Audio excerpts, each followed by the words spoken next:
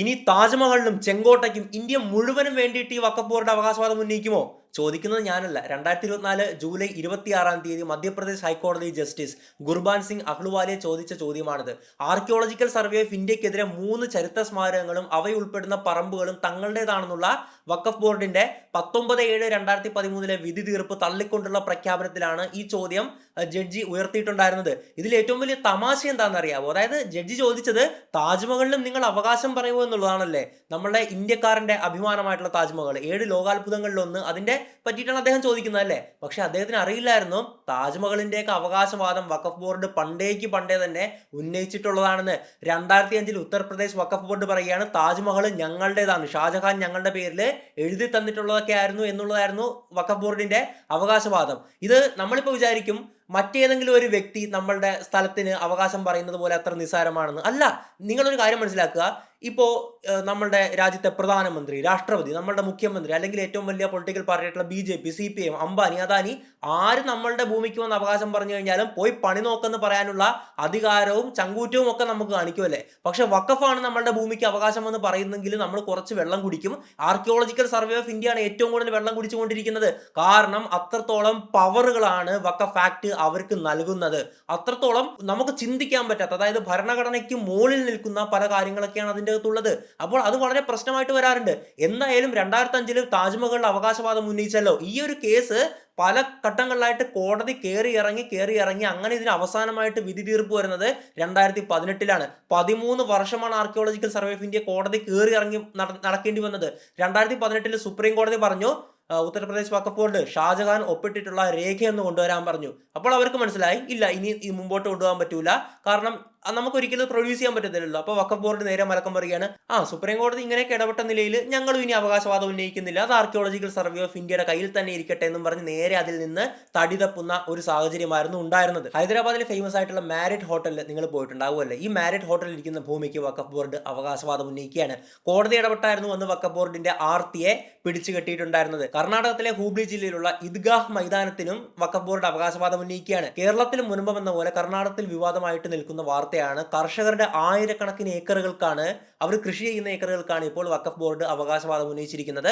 സർക്കാർ കർഷകർക്ക് അനുകൂലമായിട്ടുള്ള ഒരു നിലപാടാണ് എടുത്തിട്ടുള്ളത്. ഇതേ കർണാടകത്തിൽ നിന്ന് തന്നെ ഏതാനും കുറച്ച് ദിവസങ്ങൾക്ക് മുമ്പ് പുറത്തു വന്ന വാർത്തയാണ് ബിദർ കോട്ടയിലുള്ള 17 ചരിത്ര സ്മാരകങ്ങൾക്ക് വഖഫ് ബോർഡ് അവകാശവാദം ഉന്നയിച്ചിരിക്കുന്നു. തമിഴ്നാട്ടിലെ തിരുച്ചിറപ്പള്ളി ജില്ലയിലുള്ള തിരുച്ചെന്തുറ എന്ന് പറയുന്ന ഒരു ഗ്രാമം മൊത്തത്തില് തങ്ങളുടേതാണെന്നാണ് ഇപ്പോൾ ഇവരുടെ അവകാശവാദം. 1500 വർഷം പഴക്കമുള്ള ചരിത്ര സ്മാരകമായിട്ടുള്ള ഒരു ക്ഷേത്രം തന്നെ ഉള്ള ഒരു ഗ്രാമമാണ് തിരുച്ചെന്തുറ എന്നുള്ളത്. ട്രിച്ചിയില് 18 ഗ്രാമങ്ങളിലായിട്ട് 389 ഏക്കറിനാണ് അവകാശവാദം മറ്റിടത്ത് ഉന്നയിച്ചിരിക്കുന്നത്. കഴിഞ്ഞ വർഷം ഏക്കർ കണക്കിന് വഖഫ് ബോർഡ് കൊണ്ടുപോയി തമിഴ്നാട്ടില്. സൂറത്തിലെ മുനിസിപ്പൽ കോർപ്പറേഷന്റെ കെട്ടിടം ഇരിക്കുന്നത് തങ്ങളുടെ ഭൂമിയിലാണെന്നുള്ളതായിരുന്നു വഖഫ് ബോർഡിന്റെ അവകാശം. ഷാജഹാൻ ചക്രവർത്തി തന്റെ മകൾക്ക് എഴുതി കൊടുത്തതാണെന്നുള്ളതായിരുന്നു അവകാശവാദം. അവസാനം കോടതി കയറി, കോടതി അതിന്റെ രേഖകൾ കൊണ്ടുവരാൻ പറഞ്ഞു. ഇവരെ കൊണ്ട് സാധിച്ചില്ല. അങ്ങനെ കോടതി ഇതിൽ തീർപ്പാക്കിയാണ് അത് സൂറത്ത് മുനിസിപ്പാലിറ്റിയുടെ തന്നെ ഭൂമിയാണെന്നും പറഞ്ഞിട്ടുള്ളത്. എന്തിനേറെ പറയുന്നു, കുത്തപ്പിനാറിനും അശോക പില്ലറിനും അടക്കം വഖഫ് ബോർഡ് അവകാശവാദം ഉന്നയിച്ച് വെട്ടിലായ കഥകൾ നമ്മൾ ഒരുപാട് കണ്ടിട്ടുണ്ടല്ലേ. അപ്പോൾ ജസ്റ്റ് ഒരു ഗൂഗിൾ സെർച്ച് ചെയ്ത് കഴിഞ്ഞ് കഴിഞ്ഞാൽ ഒരുപാട് കേസുകൾ, വിവാദമായിട്ടുള്ള ഒരുപാട് കേസുകൾ നമുക്ക് ഇങ്ങനെ കാണാൻ സാധിക്കും. പക്ഷേ ഇവിടെ നമ്മൾ മനസ്സിലാക്കേണ്ട ഒരു കാര്യമുണ്ട്. വർഷം 1950 മുതൽ 2024 കാലഘട്ടങ്ങളിൽ എക്സ്പോണൻഷ്യൽ ഗ്രോത്ത് ആണ് അവരുടെ ഭൂമിയിൽ ഉണ്ടായിട്ടുള്ളത്. അതായത് ഇന്ത്യൻ ആർമിയും ഇന്ത്യൻ റെയിൽവേയും കഴിഞ്ഞ് കഴിഞ്ഞാൽ ഏറ്റവും കൂടുതൽ ഭൂമിയുള്ള ഒന്നാണ് വഖഫ് ബോർഡ് എന്നുള്ളതല്ലേ. അപ്പോൾ എന്തോരമാണ് അവരുടെ ഭൂമിയിൽ നിന്ന് ചിന്തിക്കാം. 1950കളിൽ ഏകദേശം 50,000 ഏക്കറിന് മുകളിലായിരുന്നു ഇവരുടെ കയ്യിൽ ഭൂമി ഉണ്ടായിരുന്നത്. എന്നാൽ 2024 എത്തി നിൽക്കുമ്പോഴേക്കും 8 ലക്ഷം ഏക്കറിന് മുകളിൽ ഭൂമി ഇവരുടെ കൈവശമുണ്ട്. അപ്പോൾ നമ്മൾ വിചാരിക്കും എല്ലാം ഇതുപോലെ തന്നെ ഒട്ടും നമുക്ക് നമ്മുടെ മനസാക്ഷിക്ക് പോലും നിരക്കാത്ത തരത്തിൽ അവർ ഇതുപോലെ തന്നെ പിടിച്ചെടുത്തായിരിക്കും. നല്ല നിയമപരമായിട്ട് ഒരുപാട് ഭൂമി അവരുടെ കൈവശം എത്തിയിട്ടുണ്ട്. അന്യാധീനപ്പെട്ടു പോയ ഭൂമിയും അവരുടെ കയ്യിലേക്ക് നിയമപരമായിട്ട് എത്തേണ്ട ഭൂമിയും ഒക്കെ തന്നെ വന്നു ചേർന്നതായിട്ട് നമുക്ക് കാണാൻ സാധിക്കും. എന്നാലും ഇതുപോലുള്ള ഈവൻ താജ്മഹൽ പോലും തങ്ങളുടേതാണെന്ന് പറയുന്ന വാദങ്ങൾ ഉണ്ടായിട്ടുണ്ട്. സുപ്രീം കോടതിയാണ് പറഞ്ഞത് എന്നാൽ മറ്റേ ഷാജഹാൻ ഒപ്പിട്ടിട്ടുള്ള ആ ഒരു പേപ്പർ കൊണ്ടുവന്നതെന്ന് പറഞ്ഞപ്പോഴേക്കും നേരെ മലക്കം പറഞ്ഞ് അവിടുന്ന് നൈസായിട്ട് വലിഞ്ഞു പോകുന്ന കാഴ്ചകൾ നമുക്ക് കാണാൻ സാധിക്കുമായിരുന്നു. ഇനിയാണ് നമ്മൾ വിഷയത്തിലേക്ക് വരുന്നത്. മുനമ്പം വിഷയം. മുനമ്പം ഭൂമി ശരിക്കും ആരുടേതാണ് നിങ്ങൾക്കറിയണ്ടേ? അതായത് ഒരു മാധ്യമങ്ങളിലോ ഒരു വീഡിയോയിലോ കൃത്യമായിട്ട് എക്സ്പ്ലെയിൻ ചെയ്തിട്ടുള്ള ഒരു കാര്യങ്ങളും നമ്മൾ കണ്ടില്ല. ഒരു കാര്യം പറയേണ്ടത്, ചില സത്യങ്ങൾ അപ്രിയമായിരിക്കാം നിങ്ങൾക്ക്. എന്താണ് മുനമ്പം തർക്കഭൂമിയുടെ ചരിത്രം? ഇതാണ് നമ്മൾ ഓരോരുത്തരും മനസ്സിലാക്കി വെക്കേണ്ട ഒന്ന്. ആ ഭൂമിയുടെ ചരിത്രം മസ്റ്റായിട്ട് നമ്മൾ അറിഞ്ഞിരിക്കണം. പതിറ്റാണ്ടുകൾ നീണ്ട വ്യവഹാരങ്ങളുടെയും റവന്യൂ നടപടികളുടെയും തർക്ക പരിഹാരങ്ങളുടെയും ചരിത്രമുണ്ട് ആ ഭൂമിക്ക്. അല്ലാതെ ഇന്നും ഇന്നലെയും തുടങ്ങിയ ഒന്നല്ല. വർഷം 1902 കൊച്ചിയിലെത്തിയ ഗുജറാത്തുകാരനായിട്ടുള്ള പേരുള്ള അബ്ദുൾ സത്താർ സേട്ടിന് തിരുവിതാംകൂർ മഹാരാജാവ് പാട്ടത്തിന് കൊടുത്തതാണ് ഇപ്പോൾ തർക്കത്തിലുള്ള 404.76 ഏക്കർ ഭൂമി. പിന്നീട് വർഷം 1948, അതായത് ഇന്ത്യ സ്വതന്ത്രമായ തൊട്ടടുത്ത വർഷം സത്താർ സേട്ടിന്റെ പിൻഗാമിയായിട്ടുള്ള സിദ്ദിഖ് സേട്ടിന് ഈ ഭൂമി തീറാധാരം ചെയ്ത് കിട്ടുകയാണ്. കുഴപ്പുള്ളി, പള്ളിപ്പുറം വില്ലേജുകളിൽ 18 സർവേ നമ്പറുകളിലായി പതിച്ചു കിട്ടിയ ഈ ഭൂമി കൊച്ചി കണയന്നൂർ താലൂക്കിൽ മട്ടാഞ്ചേരി ബംബ്ലാശ്ശേരി ബംഗ്ലാവിൽ സിദ്ദിഖ് സേട്ട്, ശ്രദ്ധിച്ചു കേട്ടോളുക, സിദ്ദിഖ് സേട്ട് വർഷം 1950 നവംബർ 1 ഇടപ്പള്ളി സബ് രജിസ്ട്രാർ ഓഫീസിലെ 2115/1900 നമ്പറായി ഫാറൂഖ് കോളേജ് മാനേജിംഗ് കമ്മിറ്റിക്ക് വേണ്ടി അന്നത്തെ പ്രസിഡന്റ് പാലക്കാട് ഉലവക്കോട് ഖാൻ ബഹദൂർ PK ഉണ്ണിക്കമ്മു സാഹിബിന് വഖഫ് ആധാരം ചെയ്തു കൊടുത്തു. അതായത് ഇവിടെ പറഞ്ഞിട്ടുള്ള രജിസ്ട്രേഷൻ നമ്പർ ഉണ്ടല്ലോ 2115/1950, ഇത് കേരള റവന്യൂ ഡിപ്പാർട്ട്മെന്റിന് ഒരു വിവരാവകാശം കൊടുത്തു കഴിഞ്ഞു കഴിഞ്ഞാൽ ഇതിന്റെ കോപ്പി അടക്കം നിങ്ങൾക്ക് കിട്ടാൻ സാധിക്കുന്നതാണ്. ഞാൻ ഇൻട്രോയിൽ പറഞ്ഞിട്ടുണ്ടായിരുന്നു ഇവിടെ പറയാൻ പോകുന്നതിന്റെ ആധാരത്തിന്റെ നമ്പർ അടക്കം ഞാൻ പറയുമെന്നല്ലേ. ആ ഒരു ആധാരത്തിൽ പറഞ്ഞിട്ടുള്ളത് ഇപ്രകാരമായിരുന്നു: ഇടപ്പള്ളി സബ് രജിസ്ട്രാർ ഓഫീസിലെ 1123 875 നമ്പർ തീറാധാര പ്രകാരം എനിക്ക് ക്രയവിക്രയ പൂർണ്ണ സ്വാതന്ത്ര്യം സിദ്ധിച്ച് ഞാൻ കൈവശം വച്ചും ദേഹണ്ണാദികൾ ചെയ്തും 56 നമ്പർ പട്ടയത്തുമ്പടി പേരിൽ കൂട്ടി കരം തീർത്തും നിരാക്ഷേപപരമായി അനുഭവിച്ചു വരുന്നതുമായ വസ്തുക്കളിൽ താഴെ വിവരം പറയുന്നതും 1 ലക്ഷം രൂപ വിലയുള്ളതുമായ 404 ഏക്കർ 76 സെന്റ് സ്ഥലവും അതിലുള്ള സകല ദേഹണ്ഡങ്ങളും കൂടി ടി കോളേജ് ഇസ്ലാമിക കാദർശന പ്രകാരം നടത്തുമെന്നുള്ള വിശ്വാസത്തിനാൽ എൻ്റെ ആത്മശാന്തിക്കായി അടിയിൽ പറയുന്ന വ്യവസ്ഥകളോടുകൂടി എനിക്കുള്ള സകല അവകാശങ്ങളും ഒഴിഞ്ഞ് വഖഫായിട്ട് ഈ മാനേജിംഗ് കമ്മിറ്റിക്ക് വേണ്ടി താങ്കൾ കൈവശപ്പെടുത്തി തന്നിരിക്കുന്നു. എന്താണ് വ്യവസ്ഥകളായിട്ട് പറഞ്ഞിട്ടുള്ളത് നോക്കുവാണെങ്കിൽ, വസ്തുവും അതിൽപ്പെട്ട വകകളും അതിൽ നിന്നെടുക്കുന്ന ആദായവും ഫാറൂഖ് കോളേജിന്റെ വിദ്യാഭ്യാസ ആവശ്യത്തിനല്ലാതെ മറ്റൊരു ആവശ്യത്തിനും ഉപയോഗിക്കരുത്. ഏതെങ്കിലും ഒരു കാലത്ത് കോളേജ് ഇല്ലാതെ വന്നാൽ ഭൂമി മടക്കി കിട്ടാൻ തനിക്കും പിന്തുടർച്ച അവകാശികൾക്കും അവകാശവും അധികാരവും ഉണ്ട് എന്നായിരുന്നു ആധാരത്തിലെ പ്രധാന വ്യവസ്ഥകൾ. വഖഫ് ചെയ്യുന്ന സമയത്ത്, അതായത് 1950-കളിൽ ഈ ഭൂമിയിൽ കുടുംബങ്ങൾ താമസമുണ്ടായിരുന്നു ഇപ്പോൾ അവകാശവാദം ഉണ്ടെങ്കിലും അത് സംബന്ധിച്ച സൂചനകളൊന്നും ഈ ഒരു വഖഫ് ആധാരത്തിൽ ഇല്ലായിരുന്നു. അന്നത് പറവൂർ താലൂക്കിൽ വടക്കേക്കര വില്ലേജിലായിരുന്നു ഈ ഒരു സ്ഥലം ഉൾപ്പെട്ടിട്ടുണ്ടായിരുന്നത്. 1951 മാർച്ച് 28 പറവൂർ തഹസീൽദാർ സ്ഥലത്തിന് 609 നമ്പറായി പോക്കുവരവ് പട്ടയം അനുവദിക്കുകയും ചെയ്തിട്ടുണ്ട്. മുനമ്പത്ത് വഖഫായി കിട്ടിയ ഭൂമിയിലെ കൃഷി മേൽനോട്ടത്തിനും ആദായം എടുക്കുന്നതിനുമായിട്ട് ഫാറൂഖ് കോളേജ് ചിലരെ ചുമതലപ്പെടുത്തുകയാണ്.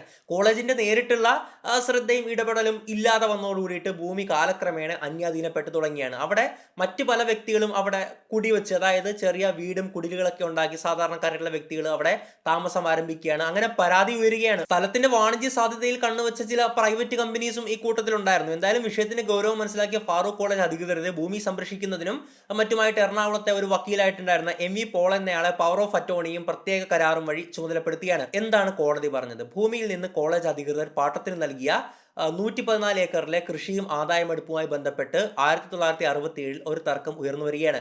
അത് സംബന്ധിച്ച് പറവൂർ സബ് കോടതിയിൽ അന്യായം, അതായത് ഒരു കേസ് ഫയൽ ചെയ്യപ്പെടുന്നുണ്ട്. നമ്പർ 59/1967 ആണ്. കൃത്യമായിട്ടുള്ള നമ്പറുകളാണ് പറയുന്നത്. അങ്ങനെ ഫയൽ ചെയ്യപ്പെട്ട് കോടതി റിസീവറെ നിയമിക്കുകയാണ്.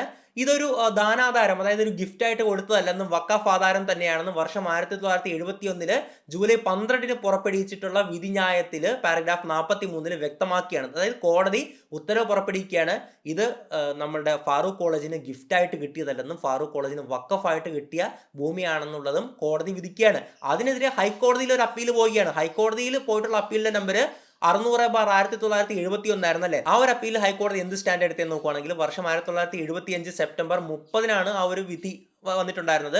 സബ് കോടതിയുടെ ഉത്തരവ് ശരിവയ്ക്കാനുണ്ടായത്. ഹൈക്കോടതി പറഞ്ഞത് ഇങ്ങനെയാണ്: വിഷയത്തിന്റെ വിവിധ വശങ്ങളും രേഖകളും മൊഴികളും ശ്രദ്ധാപൂർവ്വം പരിശോധിച്ചതിന്റെ അടിസ്ഥാനത്തിൽ വിചാരണ കോടതിയുടെ ഉത്തരവിൽ ഇടപെടുന്നില്ല എന്നും അതിനാൽ അപ്പീൽ തള്ളുന്നു എന്നുള്ളതുമായിരുന്നു വിധിയിൽ പറഞ്ഞിട്ടുണ്ടായിരുന്നത്. പാരഗ്രാഫ് 19. 2008-2009 ഹൈക്കോടതിയിൽ ഇതുമായി ബന്ധപ്പെട്ട കേസുകളിൽ കളക്ടർ നൽകിയ മറുപടിയിലും വഖഫ് ഭൂമി എന്ന് തന്നെയാണ് പറയുന്നത്.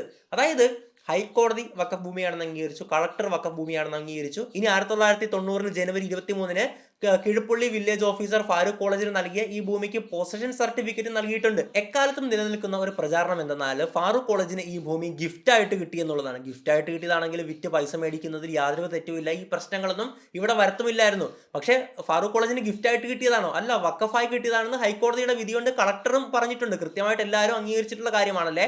അപ്പോൾ പലപ്പോഴും പ്രചാരണം നടത്തിയിട്ടുള്ള കാര്യം എന്തെന്നാൽ വർഷം 1975 ഹൈക്കോടതിയുടെ വിധി ഉണ്ടായെന്നാണ് ഗിഫ്റ്റായിട്ട് കിട്ടിയെന്ന് പറഞ്ഞാൽ. അല്ല, ഗിഫ്റ്റ് അല്ല, വഖഫ് ഭൂമിയാണെന്നുള്ളതായിരുന്നു ഹൈക്കോടതിയുടെ വിധിയായിട്ടുണ്ടായിരുന്നത്. ഇവിടെ വഖഫ് ഭൂമിയായിട്ട് കിട്ടിയതാണെങ്കിൽ എന്താ പ്രത്യേകത എന്തെന്ന് പറഞ്ഞു കഴിഞ്ഞാൽ അവർക്കത് വിൽക്കാൻ സാധിക്കില്ല. അത് മറ്റൊരു കാര്യങ്ങൾക്ക് വേണ്ടിയിട്ട് ക്രയവിക്രയം ചെയ്യാനുള്ള അധികാരം ആർക്കും ഉണ്ടാകില്ല എന്നുള്ളതാണ്. 1950 മുതൽ കാലക്രമേണ ഈ ഭൂമിയിൽ പല കുടിയേറ്റക്കാരും വരുന്നതായിട്ട് കാണാൻ സാധിക്കും. അവരൊക്കെ പലപ്പോഴും ഫാറൂഖ് കോളേജിന്റെ മാനേജ്മെന്റുമായിട്ട് തർക്കങ്ങളും കാര്യങ്ങളിലൊക്കെ ഏർപ്പെട്ടിട്ടുണ്ടായിരുന്നു അല്ലേ. എന്തായാലും ഇതുമായി ബന്ധപ്പെട്ട്, ഈ ഭൂമിയുമായി ബന്ധപ്പെട്ട് ഏറ്റവും വലിയൊരു പ്രചാരണം എപ്പോഴും അക്കാലത്തും ഇക്കാലത്തൊക്കെ നടക്കുന്നത് വർഷം 1975 ഹൈക്കോടതിയുടെ വിധിയുണ്ടായി. ഇത് ഫാറൂഖ് കോളേജിന് ഗിഫ്റ്റ് ഡീഡ്, അതായത് ഒരു ഗിഫ്റ്റായിട്ട് കിട്ടിയ പ്രോപ്പർട്ടിയാണെന്നും വഖഫായിട്ട് കിട്ടിയതല്ലെന്നും അല്ലേ. പക്ഷേ ഹൈക്കോടതി നേരെ മറിച്ചാണ് പറഞ്ഞിട്ടുണ്ടായിരുന്നത്. ഇത് വഖഫ് ഭൂമിയാണ്, അത് ആധാരത്തിൽ നമുക്കൊരു കോപ്പി എടുത്തു കഴിഞ്ഞ് കഴിഞ്ഞാൽ വായിച്ച് മനസ്സിലാക്കാൻ പറ്റുന്ന ഒന്നുമാണല്ലേ. അപ്പോൾ വഖഫ് ഭൂമിയുടെ പ്രശ്നം എന്തെന്ന് പറഞ്ഞു കഴിഞ്ഞാൽ ഫാറൂഖ് കോളേജിന് വഖഫായിട്ട് കിട്ടിയതാണല്ലോ. വഖഫായിട്ട് കിട്ടിയതാണെങ്കിൽ അവർ ഒരു തരത്തിലും പൈസ മേടിച്ച് വിൽക്കാൻ പാടില്ല, ക്രയവിക്രയം ചെയ്യാൻ പാടില്ല. അങ്ങനെ ചെയ്തു കഴിഞ്ഞു കഴിഞ്ഞാൽ നിയമവിരുദ്ധമാണ്. അപ്പോൾ ഇവിടെ ഞാൻ ആദ്യം പറഞ്ഞ പോലെ ഏറ്റവും വലിയ നിയമവിരുദ്ധ പ്രവർത്തനം നടത്തിയതും ഇത്രയെല്ലാം പ്രശ്നങ്ങൾക്കും കാരണമായത് ഫറൂഖ് കോളേജിന്റെ ഈ ഒരു നടപടിയാണ്. അവർക്ക് വിൽക്കാൻ അധികാരമില്ലാത്ത ഭൂമി തന്ത്രപരമായിട്ട് അവർ വിൽക്കുകയാണ്. അവർ പവർ ഓഫ് അറ്റോർണി ആയിട്ട് വക്കീലായിട്ടുള്ള MV പോളിനെ ഏൽപ്പിച്ചിട്ടുണ്ടായിരുന്നല്ലേ. ഫറൂഖ് കോളേജും വക്കീലും കൂടെ ചേർന്ന് ഈ സ്ഥലം പലപ്പോഴായിട്ട് അവിടെയുള്ള ഇപ്പോൾ നിലവിൽ വാങ്ങിച്ചു എന്ന് പറയുന്ന ജനങ്ങളുണ്ടല്ലോ, അവർക്ക് തന്നെ വിൽക്കുകയാണ്. അപ്പോൾ അവരവിടെ വന്നവരാണ്, ഒരുപാട് വർഷം മുമ്പ് കൃത്യമായിട്ട് വാങ്ങിയതാണ്. ഇനി വാങ്ങി എന്ന് പറയുമ്പോൾ നമ്മൾ വിചാരിക്കും അപ്പോൾ ഈ പാവങ്ങൾ എന്തെങ്കിലും അറിഞ്ഞിട്ടുണ്ടോ? ഇല്ല, കൃത്യമായിട്ട് അറിഞ്ഞും മേടിച്ച വൻകിടക്കാരുണ്ട്. ഞാൻ പറയുന്നത് സാധാരണക്കാരുടെ കാര്യമാണല്ലേ.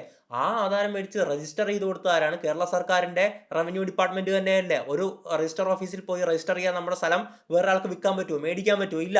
അതിന് ഇത്രയും നാൾ കരമടച്ച് പോകുന്നത് എങ്ങനെ തന്നെയാണ്? നമ്മുടെ ഈ റവന്യൂ സംവിധാനത്തിലൂടെയല്ലേ. അപ്പോൾ അതാണ് പറയുന്നത്, അവർക്കും അവകാശമുണ്ട്.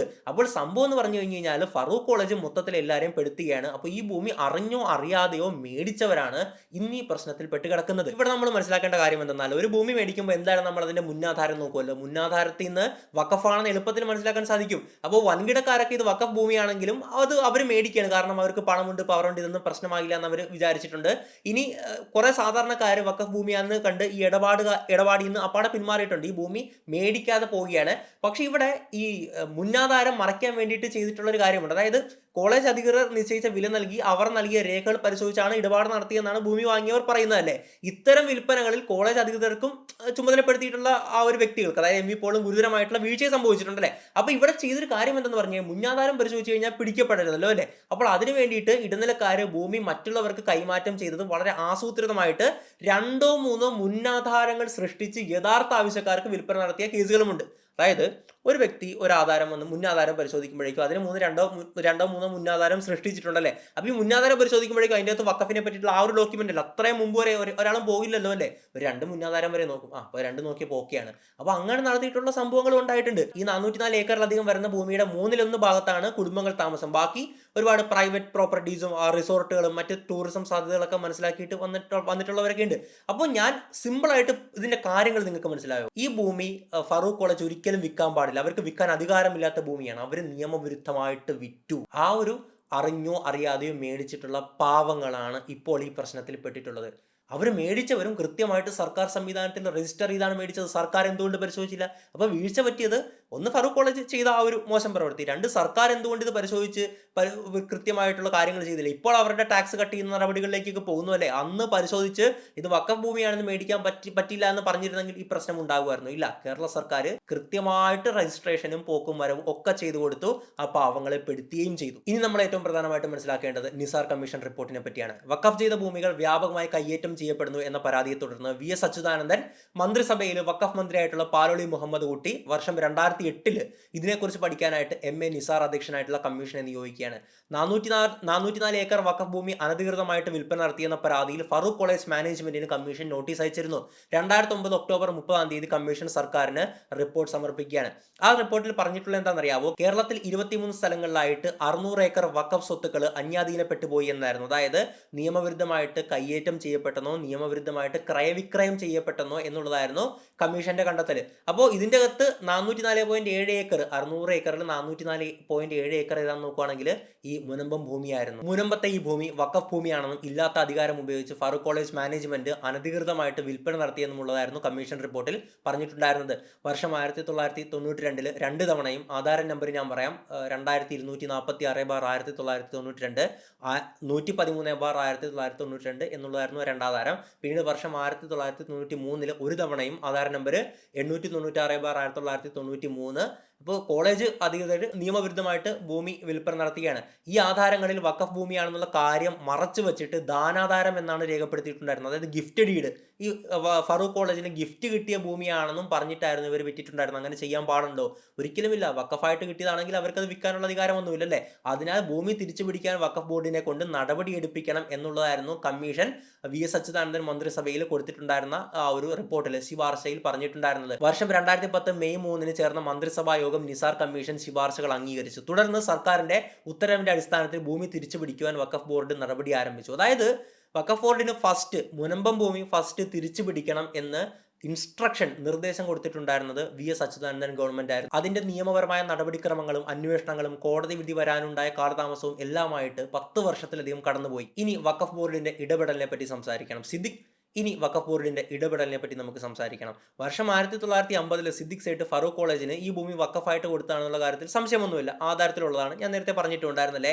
എന്നാൽ പിന്നീട് സംഭവിച്ചിട്ടുള്ളത്, ഫറൂഖ് കോളേജിന് ഈ പ്രോപ്പർട്ടി വഖഫായിട്ടാണ് കിട്ടിയതെങ്കിൽ അവർ അടുത്തതായിട്ട് ചെയ്യേണ്ടത് എന്താണെന്ന് പറഞ്ഞു കഴിഞ്ഞാൽ ഈ പ്രോപ്പർട്ടി വഖഫായിട്ട് വഖഫ് ബോർഡിന്റെ കീഴിൽ രജിസ്റ്റർ ചെയ്യണമെന്നുള്ളതാണ്.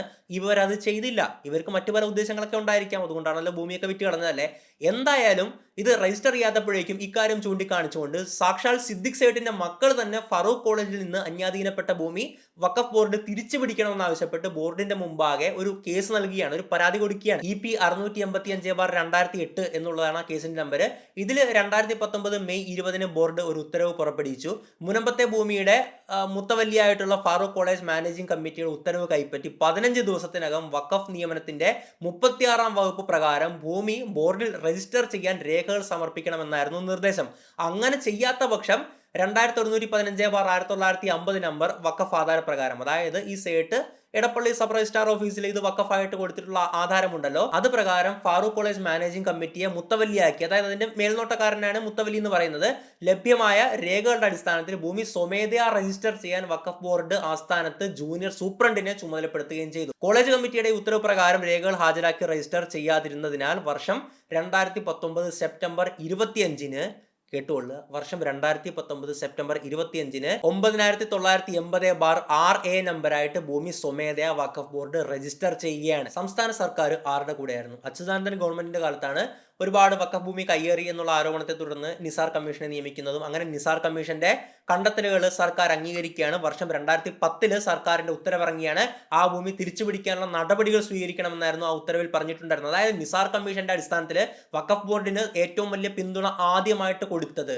ആ ഭൂമി തിരിച്ചുപിടിക്കാൻ പറഞ്ഞിട്ടുണ്ടായിരുന്നത് അച്യുതാനന്ദൻ ഗവൺമെന്റ് ആയിരുന്നു. അങ്ങനെ വഖഫ് ബോർഡിന്റെ ഭാഗത്ത് നിന്ന് നോട്ടിഫിക്കേഷൻ വരികയാണ്. ഈ ഭൂമിയായി ബന്ധപ്പെട്ട് കുഴിപ്പിള്ളി, പള്ളിപ്പുറം വില്ലേജുകളിൽ അന്യ വ്യക്തികളിൽ നിന്ന്, അതായത് അവിടെ താമസിക്കുന്ന വ്യക്തികളിൽ നിന്ന് നികുതി സ്വീകരിക്കുകയോ കൈവശ സർട്ടിഫിക്കറ്റ് നൽകുകയോ പോക്കുവരവ് നടത്തി നൽകുകയോ സമാനമായിട്ടുള്ള മറ്റ് നടപടികൾ കൈക്കൊള്ളുകയോ ചെയ്യരുതെന്ന് നിർദ്ദേശിച്ചു. ബോർഡിന്റെ അന്നത്തെ chief executive officer BM Jamal 2022 ജനുവരി 13-ന് കൊച്ചി താലൂക്ക് തഹസീൽദാർക്ക് കത്ത് നൽകിയാണ്. 1954 വഖഫ് നിയമം 36A വകുപ്പ് പ്രകാരവും 1954 വഖഫ് നിയമം 51 വകുപ്പ് പ്രകാരവും ബോർഡിന്റെ മുൻകൂർ അനുമതിയില്ലാതെ വഖഫ് സ്വത്തുക്കളുടെ വിൽപ്പനയും ദാനവും കൈമാറ്റവും നിയമവിരുദ്ധമാണ്.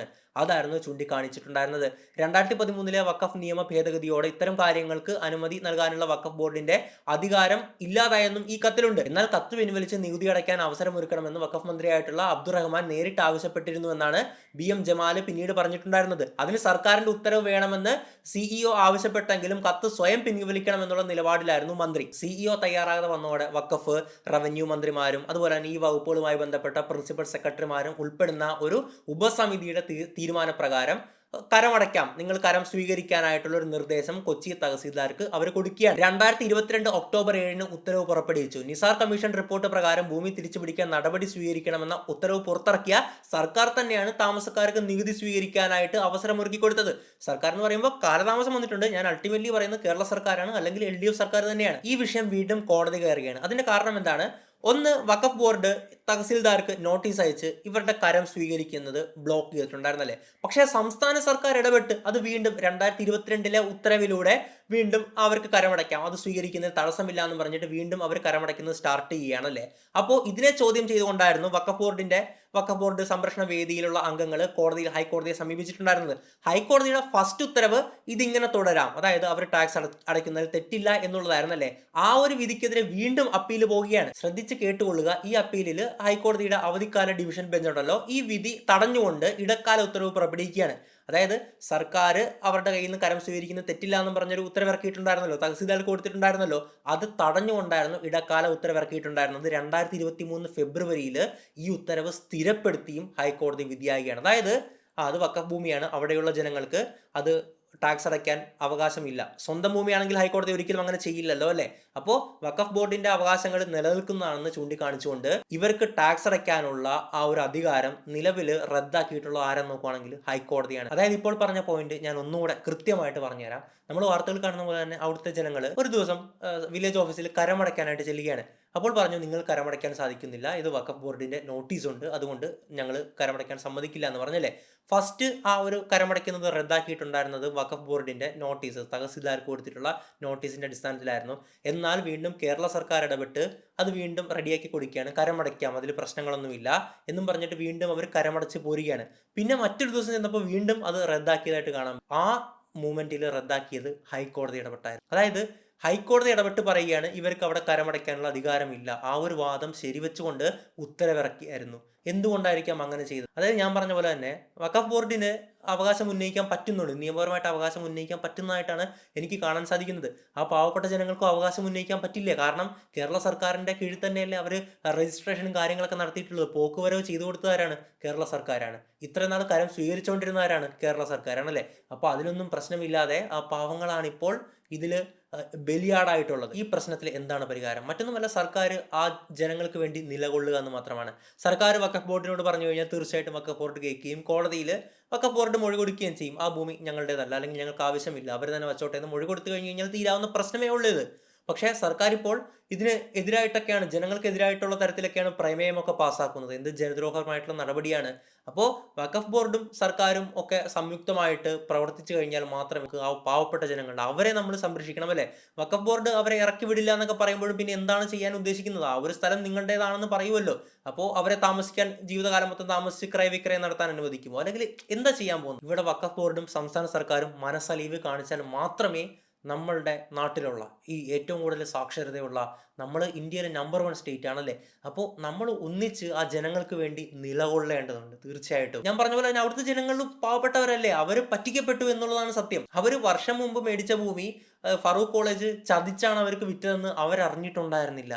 അവരെന്ത് ചെയ്യാൻ? അത് രജിസ്റ്റർ ചെയ്ത് കൊടുത്തതും കേരള സർക്കാർ. എന്നാൽ നിങ്ങൾക്ക് തെരഞ്ഞു പിടിച്ച് പറയായിരുന്നില്ല? അപ്പോഴെന്തുകൊണ്ട് പറഞ്ഞില്ല വഖഫ് ഭൂമിയാണ്, ചെയ്യാൻ പറ്റില്ല എന്ന് പറഞ്ഞില്ല? നിയമവിരുദ്ധമായിട്ട് തന്നെയാണ് നിങ്ങൾ കേരള സർക്കാർ അത് രജിസ്ട്രേഷൻ ചെയ്ത് പോക്കുവരവ് ചെയ്ത് കൊടുത്തിട്ടുണ്ടായിരുന്നത്, അല്ലേ? അതൊന്നും പ്രശ്നമില്ല. എന്നിട്ട് തിരിച്ചു പിടിക്കാനാണ് നിങ്ങൾ ഓർഡർ ഇടുന്നത്. എന്ത് ജനദ്രോഹപരമായിട്ടുള്ള നടപടിയാണ്? വഖഫ് ബോർഡിനോട് പറയാനുള്ളത് ആ പാവപ്പെട്ട ജനങ്ങളുടെ ജീവന് കുറച്ചെങ്കിലും വില കൊടുക്കുക, അവരെ സംരക്ഷിക്കുക. നമ്മുടെ നാട്ടിൽ ഇത്രത്തോളം മതേതരത്വത്തോടെയും സഹോദര്യത്തോടെയും സ്നേഹത്തോടെയും ഒക്കെ ജീവിക്കുന്ന ഒരു നാടാണ് നമ്മളുടേത്. നിങ്ങൾക്ക് ഏക്കർ കണക്കിന്, അല്ലെ 8 ലക്ഷത്തോളം ഏക്കർ കണക്കിന് ഭൂമി ഇവിടെ ഉണ്ട് എന്നും പറഞ്ഞിട്ട് ഇത് തിരിച്ചു പിടിക്കേണ്ടതെന്നല്ല ഞാൻ പറയുന്നത്. കുറച്ചെങ്കിലും മനസ്സലിവ് കാണിക്കാനായിട്ട് ദയവായിട്ട് മനസ്സുണ്ടാകണം. ആ അപേക്ഷയാണ്, എൻ്റെ അപേക്ഷയാണ്. ഒരിക്കലും കോടതി വിധിക്ക് മുകളിൽ പറയാനൊന്നും അല്ല. അവിടെ ഇപ്പോൾ ജീവിക്കുന്ന പാവപ്പെട്ട കുടുംബങ്ങൾ വഴിയാധാരമായി പോകുന്നൊരവസ്ഥ നമുക്ക് കണ്ടു നിൽക്കാൻ സാധിക്കില്ല. വഖഫ് ബോർഡ് തന്നെ പറയുന്നുണ്ട് അവരെയൊന്നും ഇറക്കി വിടില്ല എന്ന് പറയുന്നുണ്ട്. ശരിയാണ്, പക്ഷെ ആ ഭൂമി അവർക്ക് ക്രയവിക്രയം ചെയ്യാൻ പറ്റില്ല, അവർക്കൊന്നും ചെയ്യാൻ പറ്റില്ല. ഒരു ലോൺ വെച്ച് ഈടായിട്ട് വെച്ച് ലോൺ എടുക്കാൻ പറ്റില്ല, അവർക്കത് കരമടയ്ക്കാൻ പറ്റുന്നില്ല. അവരുടെ സ്വന്തം ഭൂമിയല്ല, സ്വന്തം വീടല്ല എന്ന് പറഞ്ഞാൽ അവർക്ക് എത്ര കാലം താമസിക്കാൻ പറ്റും? അപ്പോൾ താമസിച്ചു കഴിഞ്ഞ് കഴിഞ്ഞാലും കുറച്ച് നാൾ കഴിഞ്ഞിട്ട് അത് ഒഴിപ്പിക്കാനുള്ള അടുത്ത സ്റ്റെപ്പ് ഒരു പക്ഷേ വന്നേക്കാൻ പാടില്ല എന്നൊന്നും ഇല്ലല്ലോ. അപ്പോൾ അങ്ങനെ കാര്യങ്ങൾ പോവുകയാണ്. സംസ്ഥാന സർക്കാരും വഖഫ് ബോർഡും തീർച്ചയായിട്ടും ഇവരുടെ ജനങ്ങളുടെ ജീവിതത്തിൽ ഇടപെടുക. പാവപ്പെട്ട ജനങ്ങളാണ്, നമ്മളെപ്പോലുള്ള സാധാരണക്കാരായിട്ടുള്ള മത്സ്യത്തൊഴിലാളികളൊക്കെ താമസിക്കുന്ന സ്ഥലമാണ്. അപ്പോൾ എന്തായാലും അപേക്ഷകൾ മാത്രമേ ഉള്ളൂ, അതിൻ്റെ മുകളിൽ പറയാൻ നമുക്കൊരു അധികാരവും ഇല്ല നിലവിൽ. കാരണം ഹൈക്കോടതിയാണ് പറഞ്ഞിട്ടുള്ളത്, വഖഫ് ബോർഡ് എന്നല്ല ഹൈക്കോടതിയാണ് പറഞ്ഞിട്ടുള്ളത് ഈ ഒരു കാര്യത്തിൽ. എന്തെങ്കിലും പരിഹാരം സംസ്ഥാന സർക്കാർ, ബഹുമാനപ്പെട്ട മുഖ്യമന്ത്രി ശ്രീ പിണറായി വിജയൻ കാണും എന്ന് ഞാൻ തീർച്ചയായിട്ടും പ്രതീക്ഷിക്കുന്നു. മാനുഷികപരമായിട്ടുള്ള മൂല്യങ്ങൾ ഉയർത്തിപ്പിടിക്കുന്ന ഒരു സർക്കാരാണെങ്കിൽ അടിയന്തരമായിട്ട് തന്നെ ഈ കാര്യത്തിൽ ഇടപെട്ട് അവർക്ക് വേണ്ട പരിഹാരങ്ങളൊക്കെ ചെയ്തു കൊടുക്കുക എന്ന് മാത്രമാണ് എൻ്റെ അപേക്ഷ. അതുപോലെ തന്നെ പ്രിയപ്പെട്ട മലയാളികളോട് ഒരു കാര്യം പറയാനുള്ളത്, ഈ വിഷയം പല ആംഗിളുകളിൽ പലരും കൊണ്ടുപോകുന്നുണ്ട്. അത് വോട്ട് ബാങ്കാക്കി മാറ്റാനാകാം, അല്ലെങ്കിൽ അവരുടെ കക്ഷി രാഷ്ട്രീയ സംഘടനയ്ക്ക് വളമാകാൻ വേണ്ടിയാകാം, കക്ഷി രാഷ്ട്രീയമാകാം, മതരാഷ്ട്രീയ സംഘടനയാകാം, എന്തുമായിക്കൊള്ളട്ടെ. അതിനൊക്കെ എങ്ങനെ വളമുണ്ടാക്കാമെന്ന് എന്നൊക്കെ നോക്കി കുറേ പേര് പലതരത്തിൽ ഇതിനെ മുതലെടുക്കുന്നതായിട്ട് കണ്ടു. അങ്ങനെയൊന്നും അല്ല, ഇതാണ് ഞാൻ ഈ പറഞ്ഞാണ് സത്യം. ഞാൻ കൃത്യമായിട്ട് ആധാരത്തിൻ്റെ നമ്പർ അടക്കമല്ലേ പറഞ്ഞിട്ടുള്ളത്, ഹൈക്കോടതിയുടെ ഉത്തരവിൻ്റെ നമ്പർ അടക്കം ഞാൻ പറഞ്ഞിട്ടില്ലേ? എല്ലാം ഉണ്ട്. അപ്പോൾ ഇത് ഇടപെടാൻ ഇപ്പോൾ നിലവിൽ സർക്കാരിനും വഖഫ് ബോർഡിനും മാത്രമേ പറ്റത്തുള്ളൂ. അതാണ് നമ്മൾ മനസ്സിലാക്കേണ്ടത്. അല്ലാതെ ഇവിടെ പറയുന്ന പോലെ തന്നെ ഭയങ്കര വർഗീയ, അതായത് നമ്മൾ ഇത്രയും സാഹോദര്യത്തിലൊക്കെ ജീവിക്കുകയാണ്, അതിലേക്കൊരു ഒരു ചെറിയൊരു സ്പാർക്ക് ഇട്ട് കൊടുക്കുക, പിന്നീട് അതൊരു മണ്ണെണ്ണ ഒഴിച്ച് ആളി പടർത്താനായിട്ടൊക്കെ ചിലർ ശ്രമിക്കുന്നുണ്ട്, തീർച്ചയായിട്ടും ശ്രമിക്കുന്നുണ്ട്. ഞാൻ കണ്ടുകൊണ്ട് കണ്ട കാര്യമാണ് അതൊക്കെ. എന്തായാലും ഇത് കാരണം ഒരിക്കലും നമ്മുടെ നാട്ടിലെ മതസൗഹാർദ്ദം തകർക്കരുത്. മതവിദ്വേഷ പ്രചാരണങ്ങളിൽ നിന്ന് വിട്ടു നിൽക്കുക, ഒഴിഞ്ഞു നിൽക്കുക, അങ്ങനെ ചെയ്യുന്നവരെ ഒറ്റപ്പെടുത്തുക. എത്രമാത്രമാണ് പറയാനുള്ളത്. മറ്റൊരു വീഡിയോയിൽ മറ്റൊരു വിഷയമായിട്ട് നമുക്ക് വീണ്ടും കാണാം. It's me Ashwin Madappally signing out.